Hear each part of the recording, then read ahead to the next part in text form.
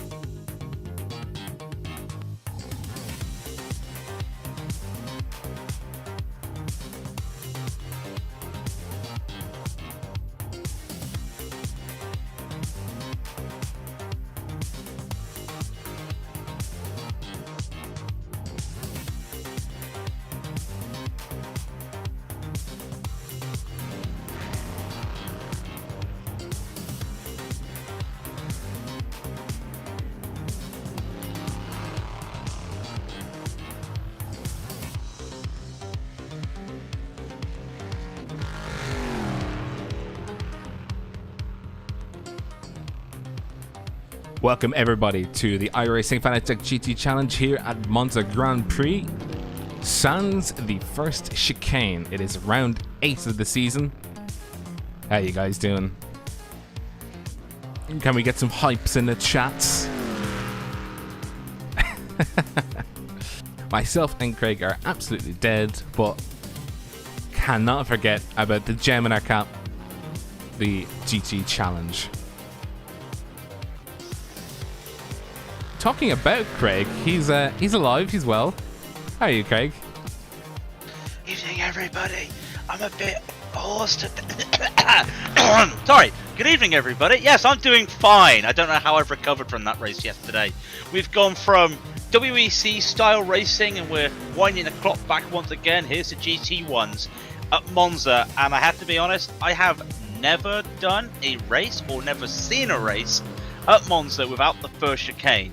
Sans that NASCAR race that was all popular end of last year with the combined with no chicane. But apart from that, never seen a race with no first chicane here. It promises to be chaos. I'm just seeing the cars going around now doing their laps. Now everything is the same sans the first chicane, so they will be carrying a hell of a lot of speed coming into the second variant, or the second variant. So variant 1 is just straight road. Curva Biasano. Curva Grande. Curva Grande. Curva Grande, isn't it? It might be Curva Grande. Okay, we'll call it Curva Grande. As far as I'm aware, yeah. I've always called it Curva Grande. You've got first chicane, Curva Grande, second chicane. Lesmo 1, Lesmo 2, the Stagario straight, Variante. Variante Ascari, you just call Ascari, and then the Parabolica, Curva Parabolica. But I've never heard the Curva Grande known as the Curva Biasano. Biasano. So Biasano, yeah. Biasano, Biasano. Sorry, I really Biasano. We're getting the first times in. And Blom is with a 135.023. I just want to watch this. I'm seeing. Let's watch Blom. He's about to hit the first chicane. He goes into the first chicane what is now the first chicane, 280 kilometers an hour. That's how much speed he's carrying with no proper first chicane, which is really scary when you think about it. Especially in these cars, that's a lot of speed. And you forget track temperature because it was an issue last week. Going to be an issue this week. 41 Celsius, 105 Fahrenheit. That's a very hot Italian racetrack at the moment. I mean, would you rather it be hot? I would rather it be hot. It makes for some very twitchy cars and for some very good close quarter racing. Well, apart from the fact when it inevitably goes wrong and they have an accident. I think Blom just got an off track, mate. I think Blom just got an off track there on his last lap. Coming out of this just coming out for Scari, it looked like he went a bit too wide, but he's coming around the Parabolica right now. We'll just see what he does.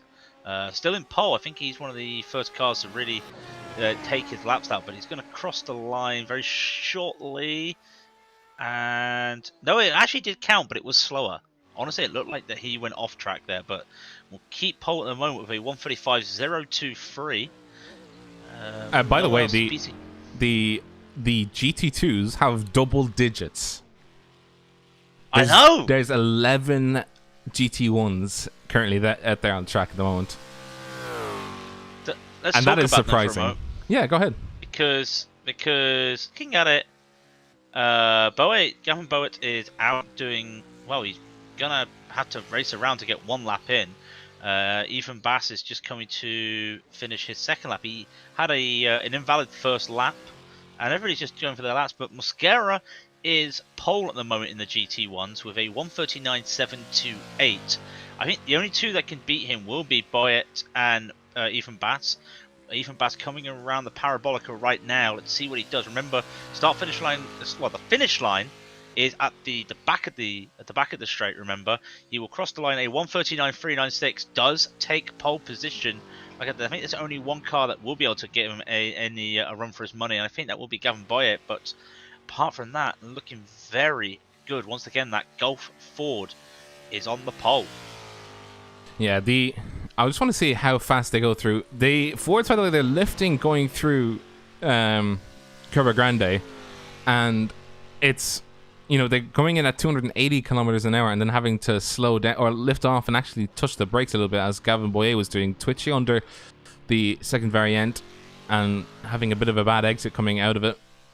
I think these cars will have quite a bit of difficulty going around. Well, never say never, really. They are going around, but compared to the GT1s who are putting in 135s to 136s, 137s, and the odd 138 here and there, it's going to be tricky for these cars in particular because of just Curva Grande and then leading into the second variant. So it's very high speed corners, then matching a very slow chicane where the chassis of the car really does have to be up to sniff or up to sniff, not up to sniff, to really get the best entry and exit. I don't think these GT2s really are happy about that chicane, but they'll have to go around it anyway for 30 minutes. I mean, going up the Ascari, we just saw Boett. He with a lot of the curb of the in Ascari. They're taking a lot of it. That will not be nice in the car. Coming around, he looks like he'll be the last car to set a time. Alexander Veltman actually will be the last car if he gets in, but it's a 1:42.262 for Boett, which puts him near the back of the Ford field there. Like I said, Veldman, the number 28, is the last car really that looks to be setting any times. And he blinked for me. He didn't get a time in. Yeah, the end of the session just happened. So I will go quickly over the qualifying times just to save your voice. It is Blom in first position with a 1:35.024. Rossano 1:35.559. Paiva with a 1:35.656. Poulet with a 1:35.682. Razanahora with a 1:35.686. Godefroy with a 1:35.757. Sven Overgaard with a 1:35.775. Workup with a 1:36.026. Now go down into Souza with a 1:36.077. Vernier with a 1:36.094. Godden with a 1:36.230. Valet with a 1:36.449. Wheatley with a 1:36.527. Bio with a 1:36.592. Van Bois with a 1:36.641. Leslie with a 1:36.910. Roner with a 1:36.995. Brown the 8th. There's 8 Browns apparently. 1:37.506. Piatanesi with a 1:37.561. Flanagan with a 1:37.904. Felstead with a 1:37.907. Dwesher with a 1:37.971. Tamosunis with a 1:38.235. And Talavera with a 1:38.306. And then we come to Ian McAdam with a 141.311, and Jimmy Devikos with a 142.434. That's the last of the qualifiers. So the rest that did not qualify will go Veldman, Norden, McGunnen, Marseille, Lofton II, Hudson, Farmer, Brown, and Davis. And then we come to the Fords with Ethan Bass on the pole there for the Fords with a 139.396. Mosquera a 139.728. Hyde a 139.964. Rolleveld a 140.027. Wale a 140.552. Sisfanos Jensen a 141.063. Clement Lefebvre a 142.252. Boyett a 142.262. Taylor a 147.935. And Hamer and Koch did not set a lap. And we're ready to go, I think. Yeah, absolutely. The Shouty boys are back in service, I think. You can hear them. I think they're going to be much happier to be at a track that's not Charlotte Ruffle. I think everyone's not happy. I think everyone's happy to not be on a track. Oh, there's already been an accident! There's already been an accident in the back of the field! Stephen, Stephen Brown starting in the pits. Who was that? It was War Cup. Already at the start of the race, we have a dead. We'll come back to that. We'll come back to that in just a minute. I just want to see these cars going off now. We will come back to that. I promise you, we'll come back to that. But we just want to see these cars going off now. We just have the car 3 of Blom versus the car 15 of Federico Rossano as they come around the Parabolica, and Blom is just charging forth. He goes and crosses the start finish line, take the green flag. It was very early and just charged forth, making sure that he had the first position when they were coming down the main straight. But that might be a bit of a choice for him because he's still got Paiva with a Shouty boy behind him as Federico Rossano loses the position, second position, just coming to start finish line, coming down through the Curva Grande. Side by side they go. This little bit of a slide from the Shouty boys. I think Federico yields, goes on the inside, heavy braking, but does not take the position. In the background, we have the number 6, number 7, number 8 of the cars in order, and we have a car off already. The car off. Oh, there's more chaos in the back as well. I did not see who that was. I'll have to keep having a look on that, but there is some action at the back of the field that's causing damage. Now, who is that? I cannot see who that is, but it looks like it's quite It is Russell Wheatley. It's Russell Wheatley. We'll get to the race here. Blom, Pava, Rossano, and Overguard has spiked up into P3, taking over Razanahora and Godofroy as they come now to the Ascari. And will there be some action here? Looks like there's some 2x2 at the back.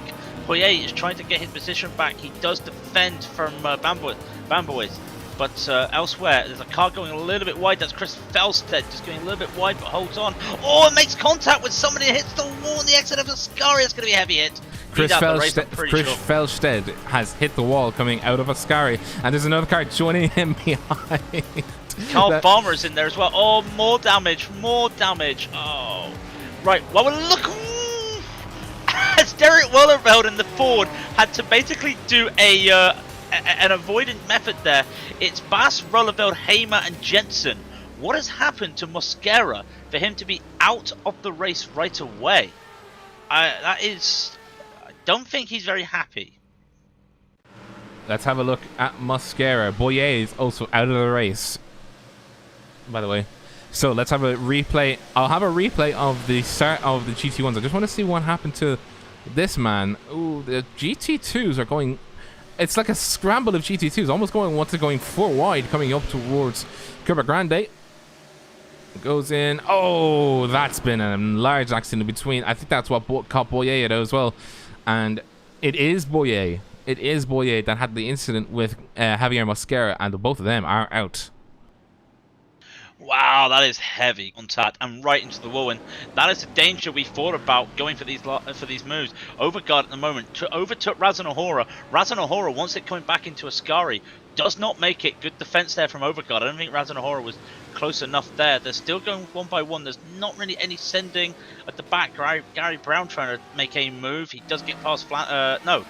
He loses the position to Flanagan, tries to get it back, is unable to. It's very interesting at the back of the field because everyone's trying to make a move. They're unable to, but at the moment, almost a second in the lead.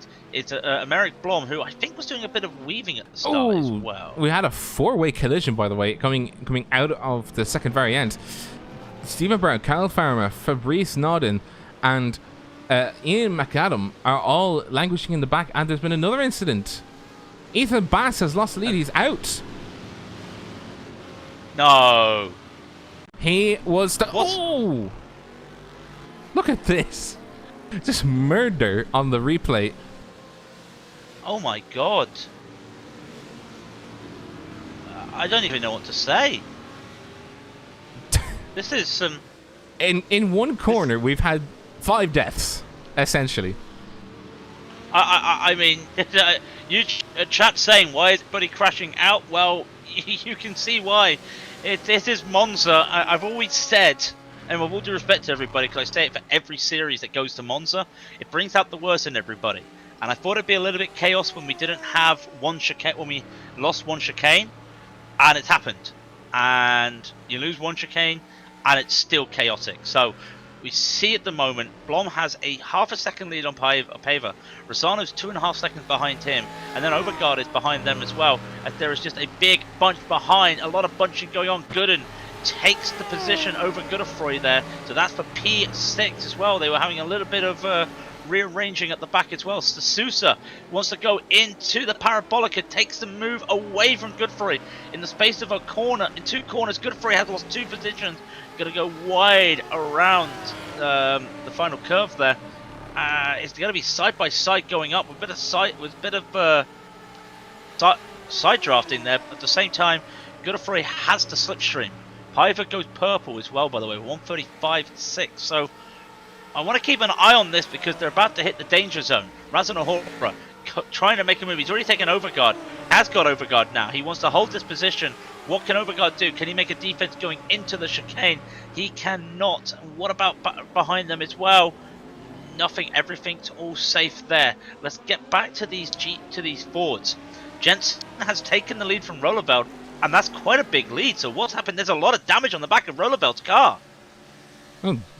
Oh, I see. There's also damage to the front as well. There's a bent nose in as Russell Wheatley finally makes it to the pits with a very damaged car. Do we have any information on what has happened to Rollerveld? Because that's a lot of damage there. He's losing time. Stefanos Jensen in the lead for the Fords. We still only have 1 retirement. Looks like Ethan Bass is back onto the track here, just doing his best, but this is very chaotic. That looks like he's had a tussle with a wall by the looks of it. Still driving, all I can say. Still driving, but he's had a tussle with the wall, I think. Russell Wheatley and Christopher Hamer also comes in. What? Well, Christopher Hamer coming in, but I don't think there's damage on that car. What's going on? No, there's a lot of damage on that car. Really? I can't see. There is a lot of damage on the rear of that car. Hang on. Wow. Let's take rear chase, and then. Oh, I see.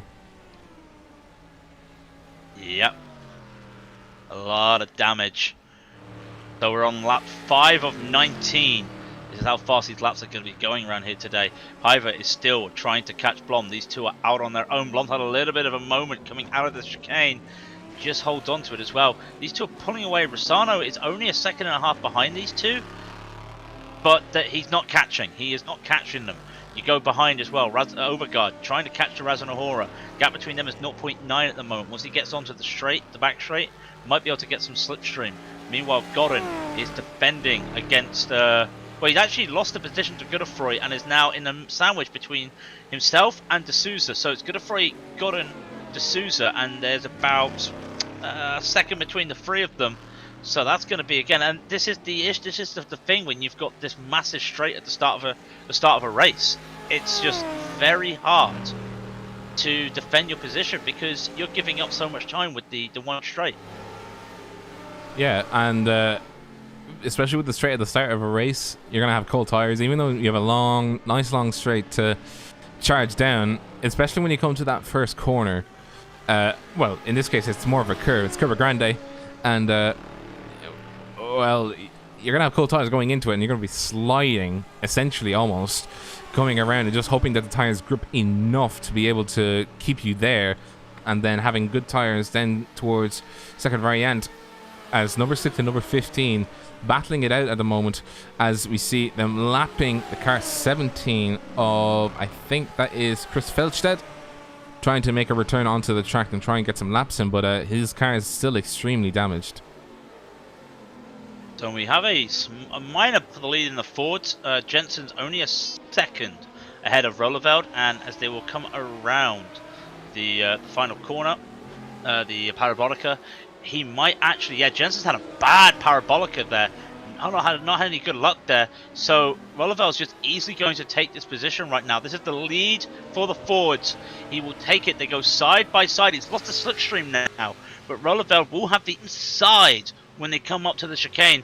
But it's going to be a long wait. It's going to be a long wait, and we keep waiting. They'll come around. Now remember, they do take a bit of braking. Yep. Jensen hits the brakes going around the going around the Curva Grande. He will lose, and he will lose that gap, but also at the same time he will lose a bit of time. Roeleveld takes back the lead in the Fords. I just noticed, by the way, Jensen has our logo on the side of his car. Oh, we have an accident in the back. Jacob Wheatley lose control in the Parabolica. Or, sorry, not in the Parabolica, in the second variant. He's in third position. Let's see what happened to him coming into that section. Braking. He comes down to speed. Oh, and the car just decides, I don't like this, and he just loses control. Just a little touch of the wall, but I think that car is still driving. It is still driving. He's down to 5th place in the category, at 9 seconds behind P4 now, which is Clement. So he has got some work to do.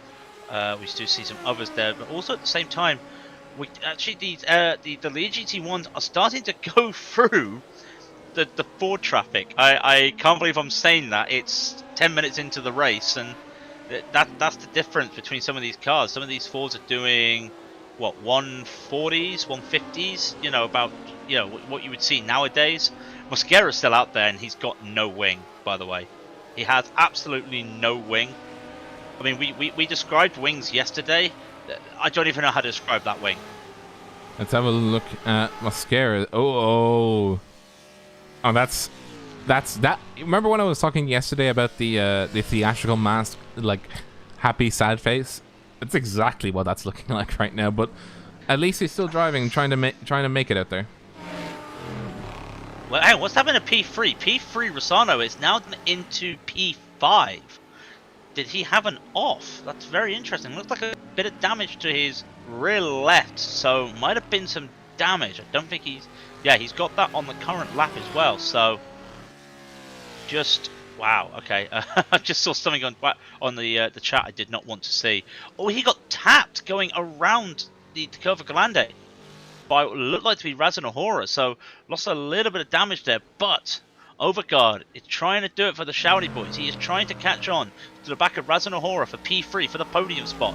Can he make it? Can he make it this time? We will wait and see. Blom has to. Oh my God, that's a Ford that's really going slow in front of Blom going into the first chicane. What on earth? That Ford is really slow. Get out of the way! We're fighting here. As we can see Paiva fighting with Blom, and I think Blom is trying to use the Shouty boy where he can. You can see that the I think it would be more of the tactical version of the GT1s would be the Aston Martin. You can see it actually gaining time away from Paiva as it's going through the corners, but I think the Corvette's getting it back in the straights. I think it can just put more power down compared to the DBR9. That Ford is now holding. Sorry, that Ford is holding. Oh no, he's made contact with Overguard. That Ford was holding up Razanahora and Overguard and just twitches in the middle of a Scari. And Tap says there's a car off as well. There is a car off as well. Now, whose car is that? That's Stephen Brown. What has happened to him? He has, well, he lost the car coming out of a Scari, hit the wall, lost his tyre, got his tyre back, hit the other wall, and then went back to the first wall. Let's have a look at this. Stephen Brown, we're on board. Oh, too wide. Oh, okay. Oh dear. Yeah, that's not looking good. That is a shunt.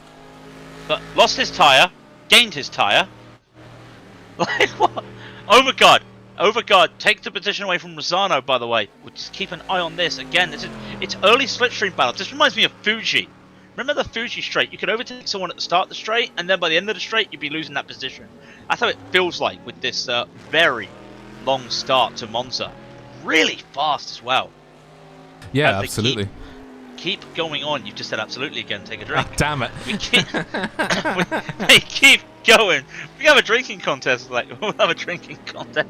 They'll keep going. Overguard now having to defend Rosano. And we notice, I don't see a lot of people able to make overtake out of Lesmo 2 going down into the Ascari.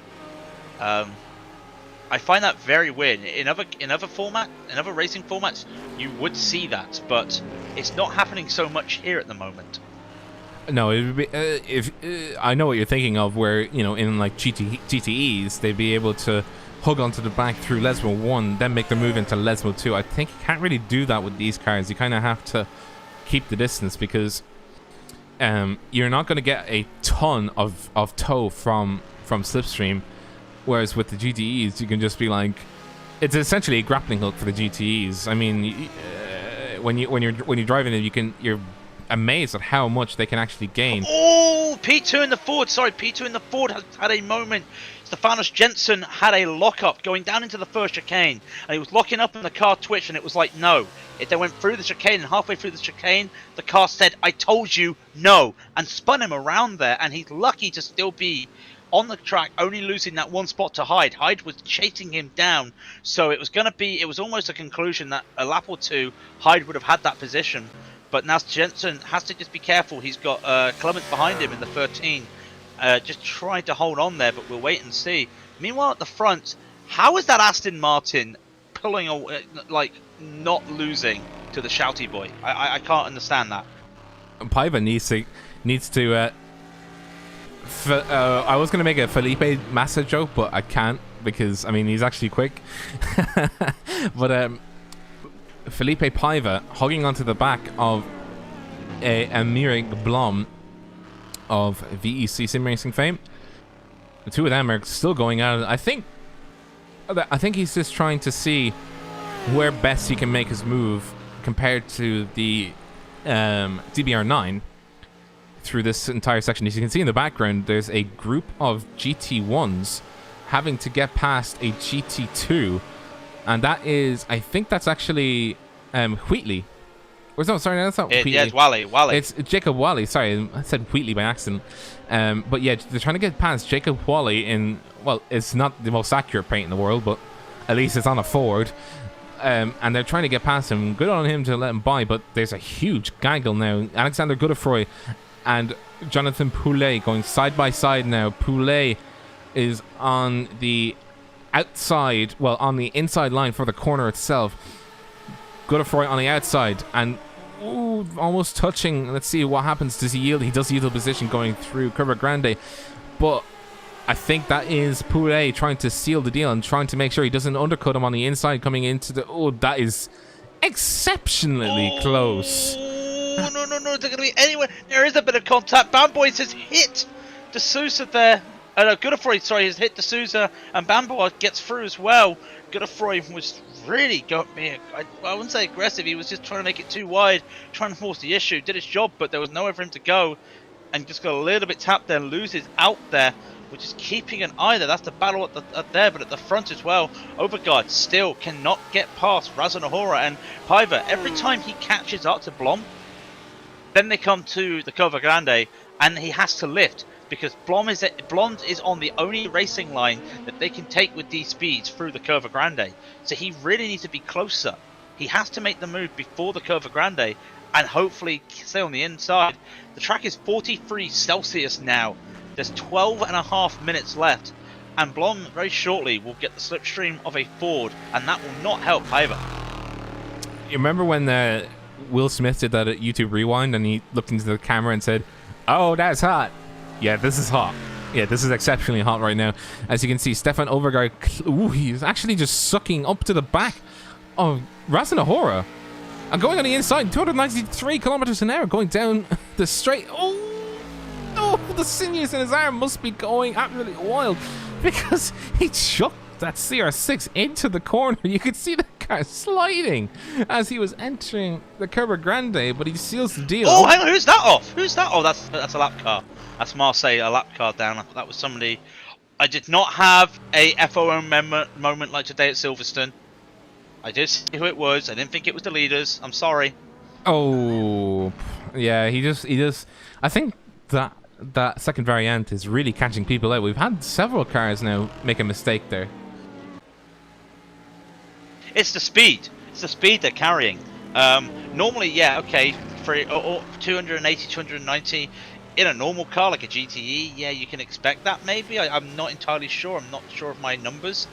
But these are GT1s who, as you saw, Overgaard had to literally... I've never seen... That car, that shouty boy should not have been standing. That's amazing. It should have just ragged, you know, those Gmod rag dolls where they just explode into a million pieces and just go everywhere. That should have been him, but he held that car with such grace though, but he was so close to losing it. I could see like him just going, okay, I need to make this move now. Oh, Piper, sorry, Piper's side by side going in before to the Variante to the Grand Curve Grande. I'm getting my words mixed up. Piper does take the lead. Blom is not yielding. He wants to go side by side, but he's really losing the car. Keeps it on track. Piper trying to make that car wide, and there is nowhere for Blom to go. Piper finally has the lead, but for how long? We've seen how fast these Corvettes are. What about the Astons? We've seen nothing from the Astons at the moment. I want to see some. Well, I mean, the Astons are, as I said before, I think the Astons on this particular course are better through the corners, like these medium speed corners like Lesmo 1 and Lesmo 2. I think that's where they gain the most time. But that's dangerous because the CR6s can make up the speed on the straights, and he's not going to go for it, is he? He's not going to go. No, I thought he was going to go for it. No, he is going for it. He is going for it. And he went what for it. What a move! Oh, that's the poor GT2 sliding into the camera, trying to photobomb it. It's like, hey, mom, TV. Look, we want some representation too. We want some representation. But Piper lost a lot of time there. Overgaard's still leading at the moment. Let's just give a quick talk of the forwards. There's not really any battles happening in the forwards. A little bit of survival of the fittest at the moment. It's still Rolleveld in the lead. He has amassed a 7-second lead over everybody at the moment. That's now an 8-second lead with Hyde in P2 still, and Jensen is still holding on to that P3. No, it's actually P4 now, actually. Must have had an off that last lap. With Clement Lefebvre into P3 at the moment, but we need to get back to this leader battle. Yeah, sorry, I was about to say, the car of J.E. Hyde is actually in between Paiva and Blom, and then, oh, there's another off at the... That's Clinton Davis. Oh no! I think we should just call that casualty corner, because we've had so many casualties at that particular chicane. Like, I think that's about 6 now that they've not necessarily died, but they've just slid and had an off just at the first chicane there. Well, it's actually the only chicane on this particular configuration. But as you were saying, Razanahora and Stefan Overgaard, as well as, I would say, Rossano as well, trying to battle it out. BBJ Sim Racing, by the way, is J.E. Hyde, as he's trying to not get bullied by these GT1s. I think he's screaming at himself, going, please don't hit me, please don't hit me. Oh my god, he's literally just going by as much as he can, and fair play to Rossano. Everybody went by Hyde. Rossano decided he would use the slipstream as much as he can, and he's really caught onto the back of these guys. And again, just as look at this, look at how close they are now. It's less than half a second between Overgaard, Razanahora, and Rossano. There's a Ford coming up, and this could be really dangerous. The Ford is going to get out of the way. Look how all of them, and now it's Rossano not using that slipstream. In this Aston Martin, he is going to now try and get by Razanahora. That would be for P2. This is going to be tough to get by because he comes out of the slipstream. He has nothing in front of him. He does take it. What will Razanohora do? Razanohora is forced to hit the brakes because of the speed. Oh, Rosano having a bit of a twitchy moment, but keeps it there. So he doesn't lose time over Overguard, but Razanohora is now on now really chasing. Look at that, he's now 4th place and half a second down. Meanwhile, at the front, still Piver and Blom in 2nd and 1st. I don't know why I said it like that, but you get the idea. As they keep getting held up by these Fords, and I'm amazed that they're getting held up by the Fords, because it's just the way the Fords, their acceleration's like nowhere to be seen at the moment. I didn't realise that. Yeah, the Fords have, I think Chad can correct me if we're wrong here, but I think they have slow acceleration coming out of the corners, and that's just an unfortunate feature of the Ford itself. With the GT1s, they're just like, I have acceleration now, I have become speed, out of my way. And you can see that just coming out of the end of Scary, avoiding the sausage curbs and making full use of the escape road on the right hand side there. Nice and easy, no issues with the lap traffic. I think that was that Rudeveld? Yeah, it was Rudeveld, sorry. Rudeveld in the number 11 car, keeping his line as he should be. You know, it's the good thing about the slower traffic. They do at least know to keep the lines, as they see the bigger and badder boys of the GT1s making their charge down. I think Blom is hugging the inside middle. Blom is using that car, making it wide AF.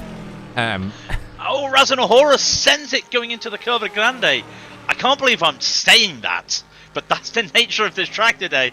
Takes P4 back from Rosano, but they've lost a lot of time to Overguard.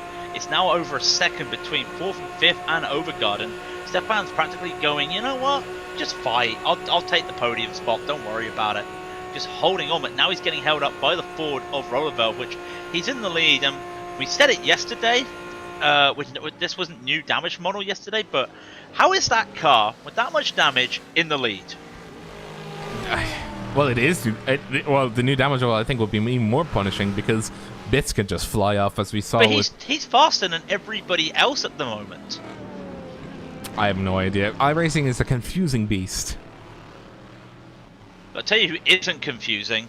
Oh god, Mascara's coming up for the Fords, and he still has that damaged wing. It looks like a seesaw. How's that for a description of a wing? It's a seesaw. Ooh, Piver has to send it. It's gone wide. He really wanted to stay behind Blom, but Blom's gone very wide into the Parabolica. He went a wide exit onto the Parabolica, and that is fantastic to keep it going. But he's lost a lot of time, Piver. He really wanted to go for that. And Razanohora in the pits. No, please, no. Oh, I think I see what's happened. What? He had a slowdown and didn't serve it. No, oh, he had a drive-through penalty, yeah. Oh, that is unfortunate for Razanohora, who was fighting for 5th place, and now he will be down, I think, in 9th position. And 10th if he's not careful. Be 10. It'll be definitely be 10. He's got to be careful. It's not 11. He will not get up to speed. Quick enough, Flanagan might catch him. That is going to be 10th position for him due to a drive-through. So that means Overguard is now practically on his own. He's going to have a quiet race, while Piver and Blom will keep battling it out with 3 minutes remaining. There should be 2 laps left for these cars. The gap between these two is half a second, and you always think, oh, Piver's catching up. Piver's catching up because of the slipstream, the way Monza works. So that's what's happening here. This is the fastest race of the season, as they call in F1, and it really is a fast race when you come here for any series in iRacing. Yeah, absolutely. Drink. Damn it! Keep doing it. I didn't mean to do it, but what I do want to do is see how fast Felipe Piver goes on this final lap, because it is the final lap. 2 laps to go. No, it's not the final lap. Oh, it's 2 laps. 2 laps to go. Yeah, okay, thank you for correcting me, because I am stupid. But I am. 270 kilometers an hour, 280 as Blom moves to the middle of the track to make himself wide as F. Is he gonna send it? He's sending it on the inside. Oh! Hold your trousers. Oh. No, he's gonna to try sending it into the chicane, but he can't. That's the first time that we've seen any of these drivers really go full speed side by side through the first corner. And I have no idea how both of those tyres must be screaming right now. I would love to see what the tyre percentage. It's only a 30-minute race, but you cannot tell me those tyres are happy right now. No, That's crazy. No, I don't think so. To be honest, what's the exact temperature at the moment? 43 Celsius. That's 110. Oh, that's hot. Also, I need to keep a battle. I need to keep an update on this battle happening in the Fords, because third place in the Fords, there is a gap of half a second between Clement Lefebvre and Stefanos Jensen, and that's for third place in the Fords. They've just come out the first chicane, or the second chicane, coming around Lesmo. Jensen's got a bit wide, so he's going to hit the brakes, but he's still there. Still got a chance for this podium, but we need to get back as they're coming around the final corner for the final lap. Blom has a 0.8 second lead over Piver, and Blom might just get a little bit of slipstream as well from that destroyed Ford of Wayne Taylor. In fact, he is. This could be it. If Piver cannot get up there to Blom, I can't see him overtaking him anytime in the lap.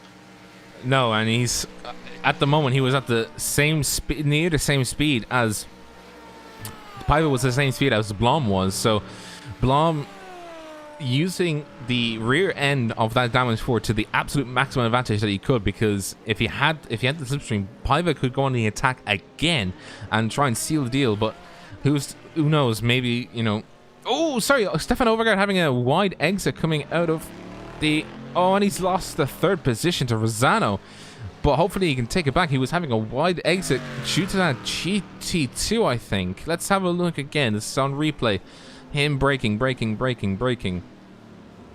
Going. Oh, no. Just. I think he just had a bit of a moment. I think he was trying to follow the Ford through and then just misjudged. But Felipe Paiva, if he can't make it happen within the next few corners, I think, unfortunately, he's not going to take the win, even though he was fighting for it for the entire race. What a great race it was. Even it's so short, though. I wish we had more. I wish it was like 10 minutes more, just to see what could have happened. As Federico Rosano and Stefan Overgaard are fighting at it for the last corner. Does he go on the outside? No, he doesn't. I think he's going to take a neat line in. But our race winner is Blom in the number 3, with Paiva behind him in the number 1 car. And yet, Rosano takes P3. Overgaard will have to contend with P4. Godham will cross the line in 5. Now, where's Rollevelt, the lead to Ford? He's coming around the corner. He will take that. J.E. Hyde will take P2. Jensen. Oh no, Jensen has had a moment somewhere. He's lost a lot of time here. He has to be careful because he actually is not going to lose P4, but Clement Lefebvre will take the win. But what has happened to the back of that car for Jensen? Let's have a look. Oh, I see. Like, do you know what the worst thing is about these cameras? Like, the car looks fine. The car looks fine. Oh, that's not looking fine. Oh dear. Like, it's. We were talking about it yesterday. It's like, it's fine, nothing's happened. Oh no, wait, something's definitely happened to that car. Right, so before we go down the results. No! Shall we look? No, wait, hang on. The number 31 car, he's run out of fuel. What? He's getting his buddy to tow him along. The number 31, Alain Morgan. He's getting. Can I just say, I'm in chase cam, and it did not look very nice what was happening there. That did not look very PG when you look at the back of that car, because it's not like NASCAR bump and draft. It is literally push, and yeah, we'll leave it like that. Come on, 31 car, you can make it. You can make it, buddy. You can make it. You can make it. How do you run out of fuel? Somebody must have not prepared, but he's gonna make it. He's gonna make it. This is teamwork. Teamwork makes the dream work, as they say. And he will cross the line and take a position. It's to get 20th. But that's great work by his teammate to get that done. It was like that in the RSR WS as well, the RSR World Series as well, when Louis Eggertson was having a bit of an issue with his car. So before we do anything, I would like to see what happened on this start that caused some issues. Oh no! No, Warcop just went off on his own. I want to see that as well. Did not have any issues. He went off on his own. Who was it? Warcup, was it? It was Stephen Warcup. Just what on earth? He was coming out of Ascari, put a bit of throttle down, and the back of the car just went no. Let's have a look. So we're on board with Stephen Warcup at the moment. Just this is a replay. And oh no! Oh no! Oh, that is not. That's not fun. That is a shame. Yeah, and watch lap 2 for death. I do want to see that as well. So who are we looking at for lap 2? That would be Ethan Bass. You have it. I don't have it, unfortunately. So you'll have to show the audience, and I will have to watch it from the stream. But yeah, let's have a look. This is the Fords coming into the second variant side by side. It is Ethan Bass on the middle of your screens. Back in the background, one of the other cars going offline. And excuse me? Wow. Let's have a look in the cockpit. I want to see what on earth happened to this poor car. He's going through it fine. Keeping. Oh, I've just done it now. Hang on. Boom. Did you just get a blink? Yeah, I blinked a little bit. But I just want to have a look at what this car does through the second variant. Nice and easy, going through it. You can see the car jump ahead of you, so he's trying to see if he can avoid it. Have a look at this not this BMW. What are you doing?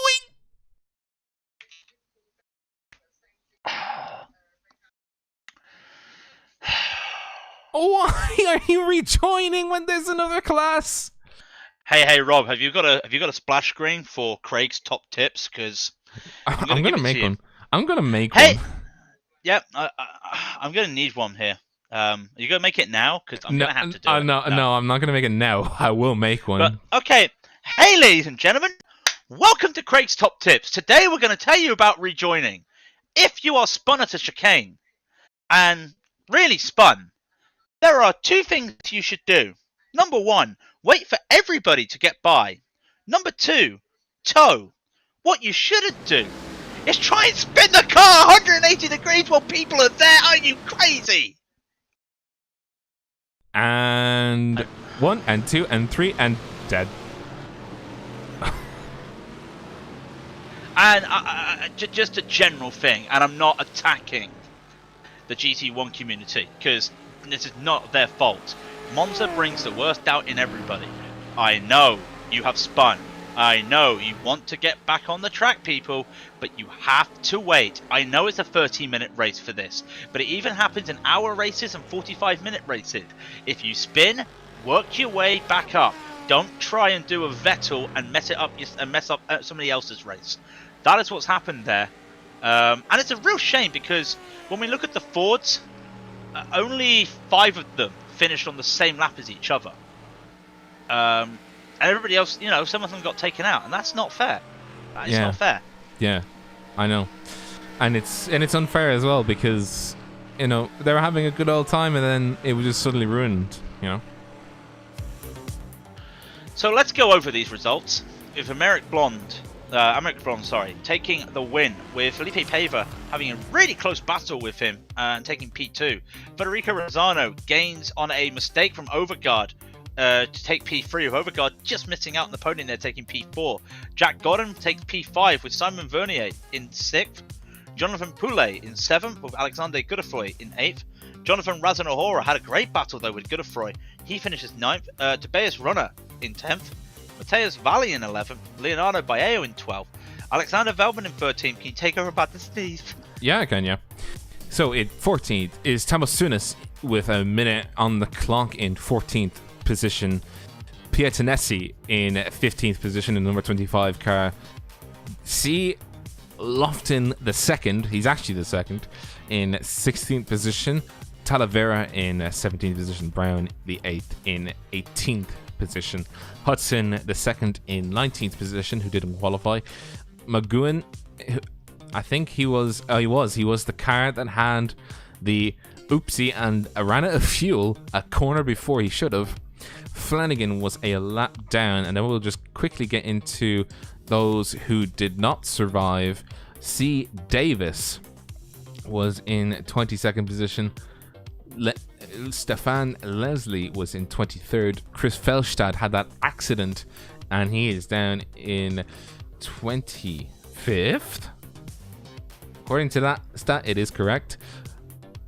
Then in 26th is joined by Jean Bambois and Jeffrey Marquet. 27th is Nelson Costa de Souza.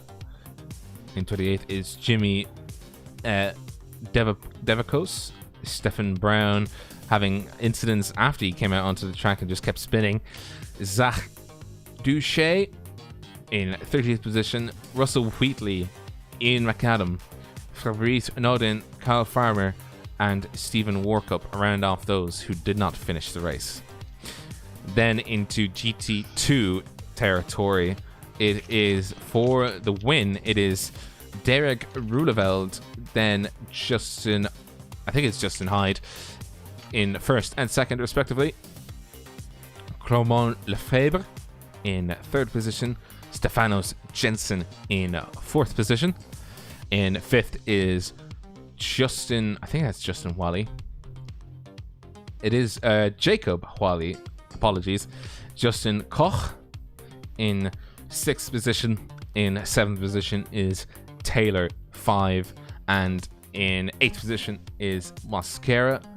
Those that did not finish the race, I think, were Christopher Hamer, Ethan Bass, and Gavin Boyer. Ethan Bass and Gavin Boyer having the incident into the Curva Grande. And not to mention, Mascara was taken out early as well on the first corner as well. I think a lot of people got called out if you didn't have a lot of practice around here, because these cars are not like a prototype car with a downforce. You can't really go flat out around the Curva Grande, especially at those speeds. And it did prove it. It was very proven today that you've got to be careful. Indeed. I don't think I have a personal driver of the day. Do you? I would give it to like the guys doing some great battling at the front, but I can't give it to one driver. How about we give it to both then? How about we give it to Emeric Blom and Felipe Paiva? The both of them being our drivers of the day. Yeah, why the hell not? Because that was some good racing by those two. Just 7 seconds. When you've realised they were battling each other, but still maintaining a good gap between everybody else. They were doing sub 37 times. Great racing by those two. Great advert for good racing. And when you're the number one and the number 3 car, you expect it from everybody. But the respect two had for each other, even with the sends they were putting down through the Curva Grande, was just fantastic. Yeah, indeed. So, our drivers of the day would be Emeric Blom and Felipe Paiva. You don't get a prize, you just get a pat on the back to say you did a good job and good racing by the two of them. Were you patting yourself on the back there? No, I was hitting the tape. I was patting the tape. But Craig, you're going to enjoy the rest of your evening. What do you say while you're enjoying your evening? I'll say I'll have another drink, please, before I go to bed for work tomorrow. No, thank you, ladies and gentlemen, for watching once again. It was probably the biggest field we've had in GT1s for a while. Hashtag make GT1 great again is the slogan that they are doing for this series and revitalizing it, and we are helping them along the way. If you do like our coverage, Like and subscribe on YouTube. Hit the bell if you feel like it. Follow us on Twitch. Underneath both videos is a link to our Discord, which please join us. We can provide you for the Discord for the GT1 series, which is also fantastic. Don't forget our link there to trackcams22.com, who provide those fantastic camera angles that Rob was showing you all today. If you do like us, if you would like to watch us again, we'll be back Wednesday. The RSR World Series, 90 minutes Le Mans. But if you do not, don't worry. If you want to come and watch the GT1s again, we will be back next week. And I've got to be honest, I'm not sure where it is, but I'm pretty sure it's going to be pretty good. It's Road Atlanta. Yes, it's going to be pretty good. and it is going to be pretty good to see these cars back at Road Atlanta. But until next week, guys, do take care of yourselves. Do have an awesome rest of your weekend wherever you are. I'm going to have 2 days off tomorrow and Tuesday. I'm going to make Craig jealous. But until then, until you see us on Wednesday, Friday, or next Sunday, do take care, guys. Do enjoy yourselves.